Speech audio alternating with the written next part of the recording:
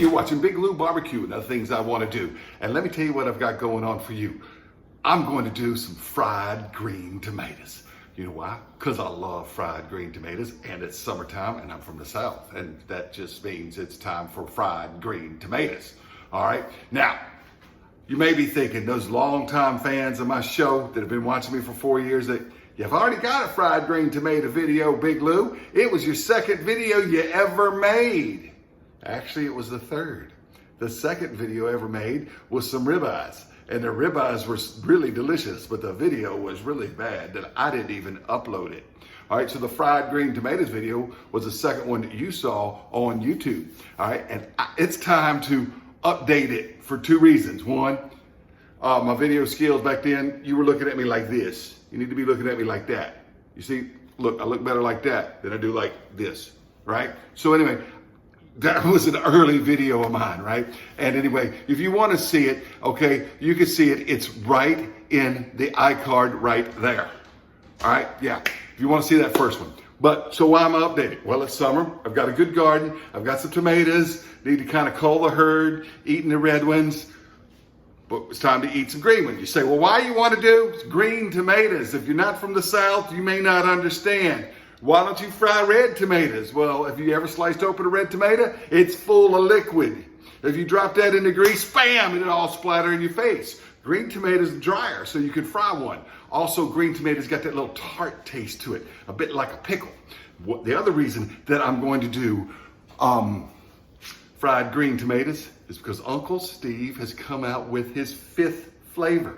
That's right, he had the original, the SpicyR, spelled with a capital R on the end, all right, the thick meat, which is for briskets and stuff, salt and pepper heavy, and he had the Gator Shake, which has a little citrus in it for chicken and seafood and stuff. Now he's got 4, and 5 rather, and this one is the sweet and spicier. And I think it's going to be good on these fried green tomatoes. All right, you're going to need 4 ingredients. You're going to need green tomatoes. You want to get them when they're just about to start to turn. This one even has a little hint of orange right there, okay? But once they turn red, they're going to be too juicy to fry, okay? And another thing is, you're tired of red tomatoes? This is an interesting change to it, all right? And also, if you got green tomatoes, one of them here, yeah, it's got a few bad spots on it. I can cut those off, but if I let it get ripe on the vine out there in my garden, those bad spots will get worse. I'll have to waste the tomato anyway. So go ahead and pick it, cut those little bad spots off, fry these anyway.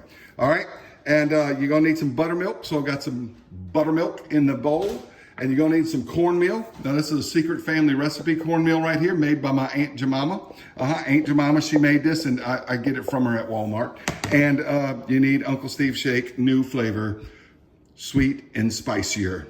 The sweet and spicier. All right, this stuff is going to be really good. So what we're going to do is we're going to put this, well, that one doesn't pop off. That one, we're just going to put it all in the cornmeal, just like that. Yeah, that's plenty.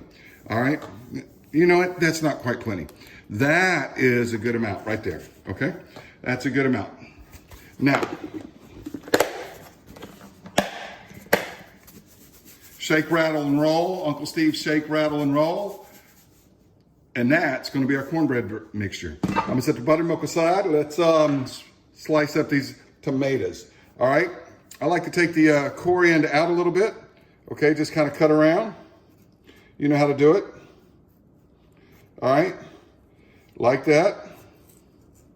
And just pull the core end out like that. And I got a little bit stuff right there. We just trim that out there too. All right. Then the blossom end, I trim that off. And I dispose of all that. Now, how thick do you want the slices? Well, that's a good question. How thick do you want the slices? That's how thick you slice them. Look, if they're too thick, they won't cook all the way through and they'll be kind of gummy and they'll be a little sour. And if they're too thin, they'll kind of fall apart and won't hold on to much. You know, about sandwich slice tomato thickness, okay? So just about like that. Now you see the inside of a green tomato? It's not all watery like a red tomato, like a ripe one is, okay? That's why you can fry green tomatoes.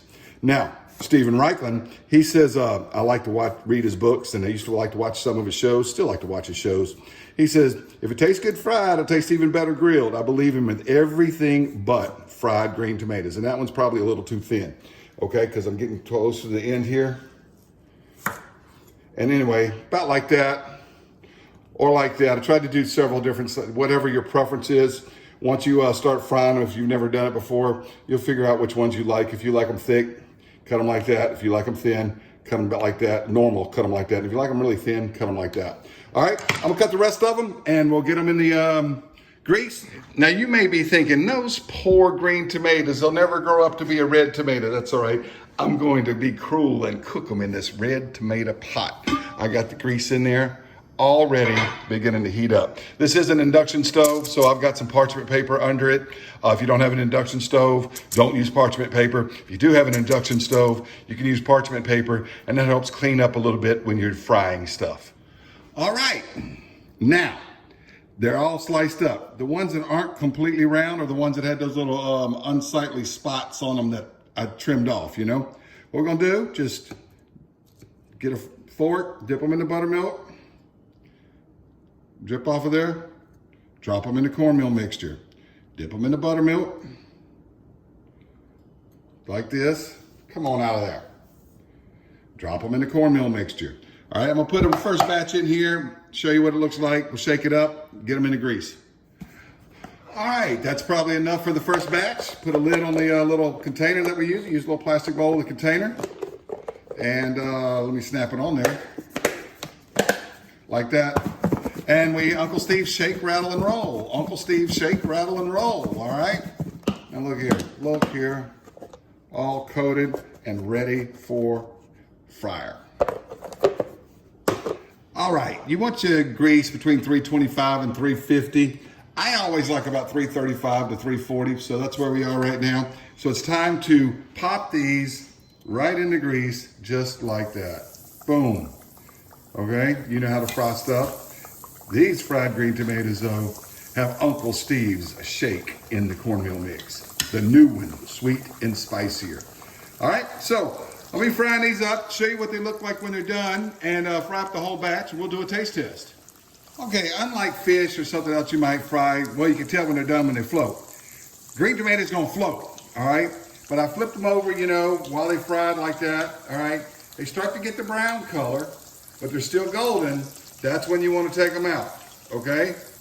Now, what I'm doing here is I'm gonna put them on a plate with a paper towel and on top of onions, fresh onions. Now, you don't have to use the fresh onions. I like to. You could just use the paper towels, but it keeps them from getting soggier. The onions are good to eat too.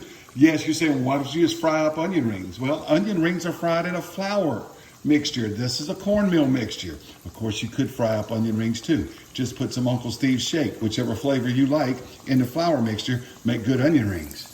All right, so I'm gonna get all these out of here just like that. That one's beautiful. All right, I'm gonna fry up this whole batch. And Hannah and I are gonna do, that one is so gorgeous. Golly. All right, just look at that. I'm getting them all done. We're gonna do a taste test. Woo. Okay, y'all know my daughter Hannah. Say hi, Hannah. Hi, Hannah. Look at that. We couldn't wait. You may hear the grease popping over there. We're about 3/4 of the way full through. And you say, well, there's more than that. Well, we couldn't help ourselves when they came out. Eli's had some. How were they, Eli? They're very good. He's just coming out of the pool. He's not getting on camera right now. All right, so Hannah, you've tried one too. But let's try one on camera. Let's not tell them we tried one. All right, yours. This is the pretty one you had, right? That's a pretty one, yeah. I'll take the ugly one right here. They're all pretty. They're all pretty though. You know? All right, now, you can serve these with a sauce. A lot of times a mayonnaise-based remoulade sauce is popular, or a cream sauce, like the Creole cream sauce. That is going to be in the iCard right there, okay? I've made one before for a po' boy sandwich. That Creole mustard cream sauce, that would be good as a dipping sauce. Or you can just use Heinz 57 or whatever you like. Ketchup's kind of silly because ketchup's made with tomatoes, but you know, you can do whatever dipping sauce you like. Probably all right, but they're good right here because we got the Uncle Steve shake. Probably good with ranch, but I don't know. It would be good with ranch. Or blue cheese dressing? Yeah. You remember helping Uncle Steve out with the research for this new flavor? Yes, that was fun. That was fun? Okay, that's what's in here. You ready to go? Yes. That one's too hot. I'm just telling you, this one's a little better. It came out last batch. Let's go. You ready? Yes. There's two kinds of people in the world, Hannah. Those that love fried green tomatoes and those that have never tried fried green tomatoes. Oh man. I've often said that okra is my favorite green food. Fried green tomatoes Really is, close. yeah, it's tied right there. But you can do more things with okra, but I like fried okra too. But if I had fried okra and fried green tomatoes, I'm eating the fried green tomatoes first. Man, They're good. what do you think? They make me wish Fosto's was still open in Maryville. Oh, that was a place that we used to go to, Fried Chicken Shack. Greasy Chicken Shack we used to go to called Foster's. They had fried green tomatoes. Man, you could eat a sack of them before you even get your chicken. And they were on sale on Wednesdays, right? They had like a... Yeah, and chicken livers on Thursdays. The fried green tomatoes on Wednesdays. Man, they were good. All right, place closed down. Greasy Chicken Shack. Y'all, I can't stop eating these. I got to get the others out of the grease. We still got more to cook. Fried green tomatoes. Uncle Steve Shake. Thanks for watching the video this long. Say bye, Hannah.